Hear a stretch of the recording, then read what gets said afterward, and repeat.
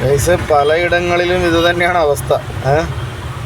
പിന്നെ ചിലയിടത്ത് നല്ല ചോണി എടുത്തിട്ട് ഇറങ്ങിക്കഴിഞ്ഞാൽ നല്ല അടിപൊളിയായിട്ട് ആഘോഷിച്ച് വരാൻ പറ്റിയ അത്രയും പിന്നെ മഴവെള്ളം കെട്ടിക്കിടന്നിട്ട് പിന്നെ സമുദ്രം പോലെയുണ്ട്. സമുദ്രം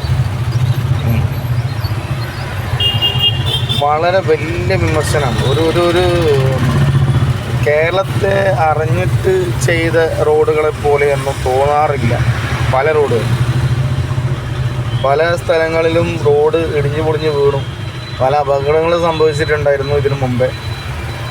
എന്നിട്ട് പോലും ഒരു അശാസ്ത്രീയമായിട്ടാണ് പിന്നെയും ചെയ്തുകൊണ്ടിരിക്കുന്നത്. എന്നാൽ ഉള്ള സ്ഥലത്ത് അശാസ്ത്രീയമായിട്ട് നടന്നു എന്നറിയാം, എന്നിട്ടും അത് പരിഹരിക്കാനുള്ളൊരു പരിപാടി ഇതുവരെ ചെയ്തിട്ടില്ല. ആർക്കോ വേണ്ടി എന്തിനോ വേണ്ടി ചെയ്യുക പോലെ. ഇതാ ഈ വീഡിയോ കാണാൻ പറ്റും. ഇതെന്താണിത്? ആ ബസ്സിൻ്റെ കാര്യം ചിലപ്പോൾ പിന്നെ ആ ഷട്ടർ താഴേക്ക് ഇട്ടിട്ടില്ലെങ്കിൽ അതിൽ യാത്രക്കാർ എന്തൊക്കെ യാത്രകൾ പോകുന്നുണ്ടാവും. ഹോസ്പിറ്റലിലേക്ക് പോകുന്ന ആൾക്കാരുണ്ടാവും, പുതിയ ഇൻ്റർവ്യൂവിന് പോകുന്ന ആൾക്കാരുണ്ടാവും, അങ്ങനെ പല പല ആൾക്കാരും പോകുന്നതല്ലേ. അപ്പോൾ ഇതിൽ ഒരു എന്താ പറയുക, ഡിസ്ലൈക്ക് എല്ലാ ഭാഗത്തും ഡിസ്ലൈക്ക് കൊടുക്കേണ്ട ഒരു പരിപാടിയാണ്. നിങ്ങൾ കണ്ടു നോക്ക്, നിങ്ങളുടെ അഭിപ്രായം രേഖപ്പെടുത്തും.